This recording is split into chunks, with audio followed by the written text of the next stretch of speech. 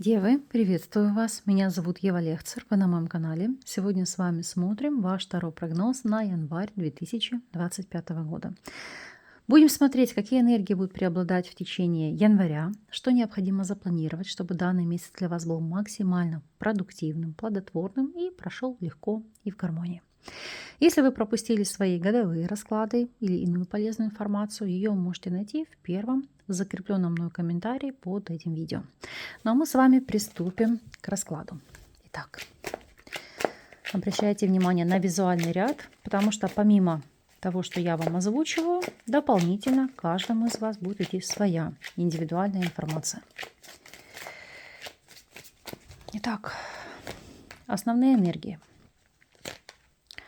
Работа, финансы, здоровье, личная жизнь и рекомендации от карт.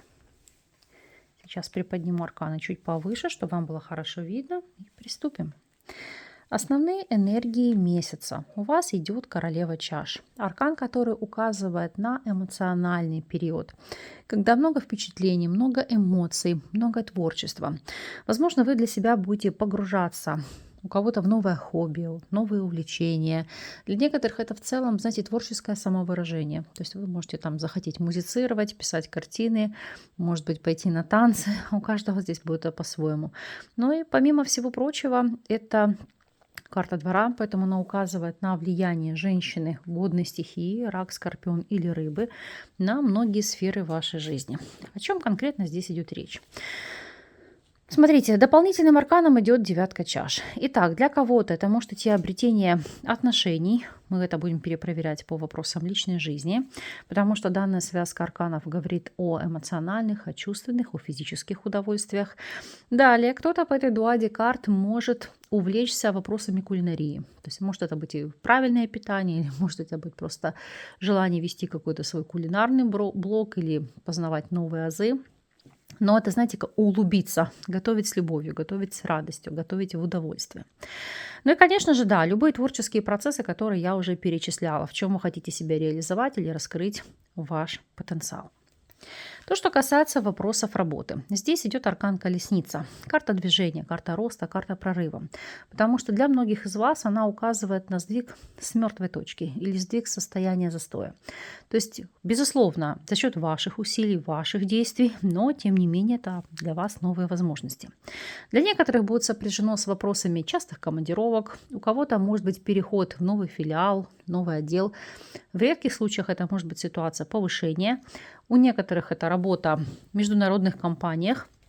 Но так как у нас колоды туз жезлов, то есть может быть чаще всего новая должность или в целом переход в новую структуру, на новую работу. Давайте мы с вами раскроем данный аркан, чтобы оценить перспективы для каждого из вас. В первую очередь смотрим ситуацию для тех, кто на данном этапе у нас по ряду причин работать не может. То есть там мамы в декрете, или неработающие пенсионеры, или неработающие студенты, или те, кто там смотрит за возрастными людьми. Шестерка мечей, колоды король мечей – это ситуация временных подработок за счет интеллектуального труда. Например, вы можете быть как куратор, писать кому-то какие-то работы.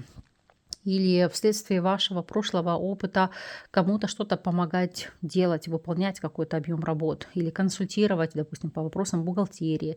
Или если вы в прошлом юрист, то можете оказывать какую-то юридическую поддержку.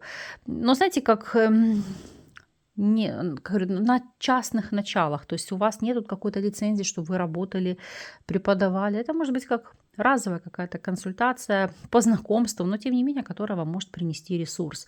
Или какие-то ваши действия, может быть, репетиторство, как следствие, да, и незначительная подработка. Потому что здесь шестерка мечей – это как проходящий проект или проходящий объект. То есть это не является системным и постоянным источником заработка.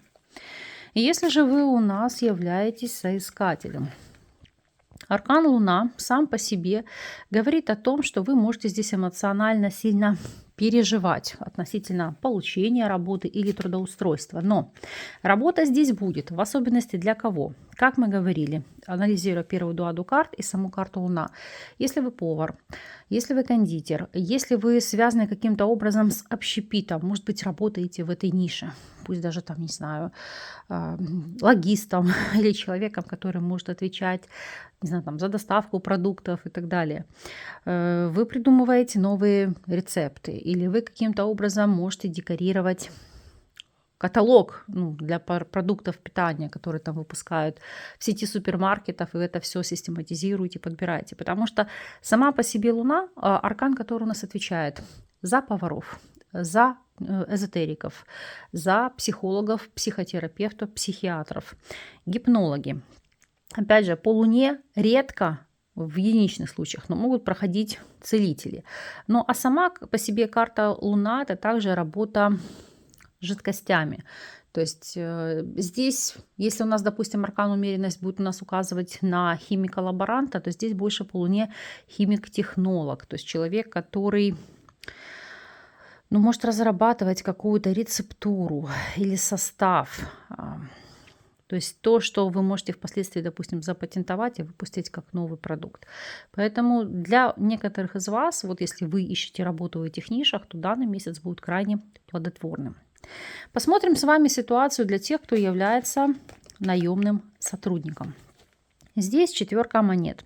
Это ситуация, когда вы будете пытаться не только удержать текущее положение вещей и свои возможности, но и помимо всего прочего искать для себя как дополнительный источник заработка, потому что колесница – это не только прорыв. Видите, это как управлять 2 лошадьми, то есть иметь как страховочный какой-то вариант в плане работы, заработка и новых возможностей. Поэтому да, кто-то здесь помимо основной деятельности может пытаться реализовать и поставить на материальный поток какое-то свое хобби или увлечение. И если вы владеете собственным делом, то колесница и рыцарь мечей. Ситуация, когда вам нужно будет или, допустим, закупать автомобили для вашего предприятия, или, может быть, какую-то спецтехнику. Опять же, брать себе в штат дополнительно, может быть, водителя. Или если мы будем смотреть по этим картам, вот здесь может быть перемещение. Допустим, вы свой филиал, свою фирму из одного там города можете переместить в другой город.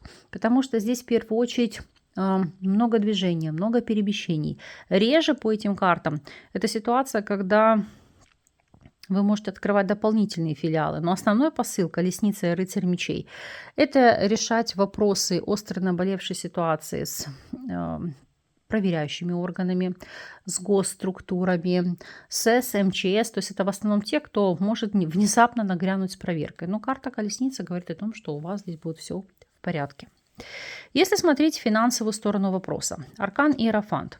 Сама по себе карта, она не указывает у нас на получение денег или какой-то прибыли, но вместе с тем говорит о том, что финансовая сторона вашей жизни будет стабильна.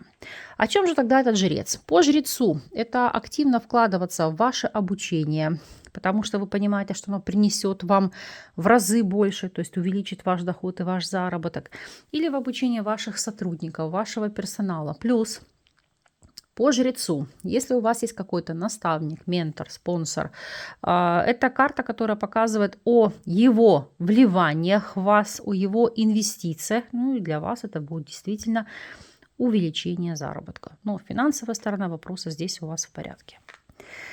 Здоровье. По здоровью аркан Солнца прекрасная карта, потому что говорит о ясности ума, о зрелости вашего духа, о крепком теле, то есть хорошее эмоциональное, ментальное, физическое самочувствие и, более того, полны сил. Для девушек и женщин, для тех, кто планирует или стремится, это могут быть вопросы зачатия, деторождения. Для мужчин, естественно, вопросы отцовства. Единственный момент, когда Солнце может отыграться не совсем в благоприятном аспекте, это если у человека есть артрит, то будьте здесь, пожалуйста, осторожны в рамках этого месяца. И еще, если отправляетесь в отпуск в теплые края, остерегайтесь теплового удара или чтобы вы не обгорели. Так, вопросы личной жизни. 10 жезлов. Тяжкая ноша. Вопрос только в том, для вас она, знаете, как тяжкая, но приятная или тяжкая, но отягощающая. Поэтому давайте с вами оценим. Смотрим ситуацию для тех, кто у нас на текущем этапе свободен. Здесь идет аркан жрица Сейчас мы посмотрим дно колоды. Туз монет. Жизнь может дать новый шанс. Новые отношения, построение союза, но так как вы или уже сильно обжигались в прошлом, поэтому новые отношения можете не афишировать, не выставлять их на показ, но с целью посмотреть, что получится, как они будут развиваться, да. Реже это может быть изначально вопрос, когда к вам в союз может идти несвободный человек. И эту информацию человек будет скрывать, то есть не будет афишировать или показывать ее сразу. То есть об этом вы узнаете впоследствии. Для тех, кто состоит в любовных треугольниках, что у вас? У вас 10 жезлов и 5 чаш. То есть для вас союз уже становится как тяжкое бремя, как тяжкая ноша. Для себя можете понимать или осознавать, что все, вы это уже не вывозите, не тянете, потому что нет ресурса от этих отношений. Они как чемодан без ручки. Нести тяжело, выбросить жалко. Так вот здесь для себя поймете, осознаете тот факт, что не нужно вам это тяжкое бремя. Будете от него избавляться, как бы вам ни было тяжело. И если вы в стабильном союзе, что здесь? А здесь 10 жезлов и 5 монет говорит о каком-то кризисе в союзе, в партнерстве, в отношениях. Какого плана? Для некоторых это может быть действительно точка невозврата. То есть когда вы принимаете для себя решение, что необходимо разойтись, потому что крайне тяжело вместе, и вы по ряду причин не уживаетесь. Для некоторых это просто может быть сложный период, когда идет нехватка ресурсов, потому что ваши основные, скажем так, финансовые возможности будут инвестированы или в ваше дело, или, может быть, там вопросы недвижимости, еще что-то. То есть здесь это можно накладывать отпечаток на ваши отношения, то есть можете спориться по поводу денег.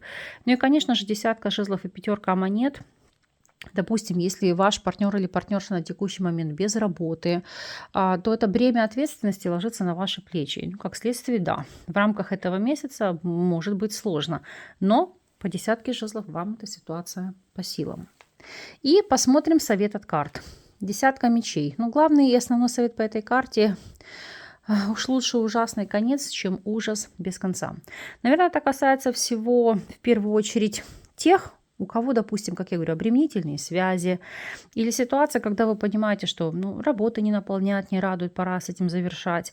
То есть завершить для себя те процессы, которые делают вашу жизнь болезненной, сложной, эмоционально тяжелой, когда у вас постоянно выгорание или опускаются руки.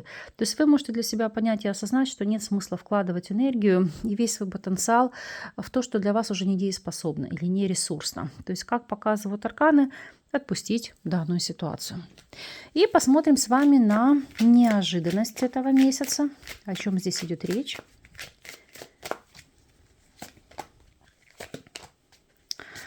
Так, дом, зеркало, корабль. И дно колоды у нас Луна. В первую очередь, это ситуация, когда кто-то из вас будет, я говорю, рефлексировать относительно взаимоотношений с близкими, с родственниками, в особенности, если они будут зеркалить каким-то образом вашу модель поведения или ваши отношения. Далее, еще кто-то может здесь переживать из-за отъезда из дома, если нужно менять место жительства или уезжать с вашей родины по причине учебы, трудоустройства. Или ситуация, когда вы можете на время быть разъединены, то есть дистанцией серии. Партнер уехал на работу, вы остаетесь в текущей локации, можете ощущать какое-то частичное опустошение. Но еще основной посыл, если мы будем смотреть, для некоторых это может быть адаптация на новом месте. Не совсем простая, но так как дно колоды у нас карта Луна, это новое место может стать, так сказать, вашей родиной, вашим очагом. То есть то, что вас будет греть и будет наполнять. Поэтому не все так страшно, не все так плохо, как вам кажется. Самое главное, поймите, любые перемены, которые вы сейчас воспринимаете как тяжелые, они вас ведут в правильном направлении, в правильном русле. Ну и как следствие меняют вашу жизнь в лучшую сторону. Я в любом случае закрываю вам все только в положительном, в позитивном ключе. А вы, пожалуйста, по прошествии периода напишите, дайте знать, как по факту отозвалась, отыгралась для вас информация. Ну и какие перемены произошли. Для тех, кому актуальны индивидуальные консультации или обучение на картах Таро, то ссылки на мои контакты всегда сможете найти под любым из моих видео или в шапке YouTube канала. Я вас благодарю за просмотр. С вами не прощаюсь. До новых встреч.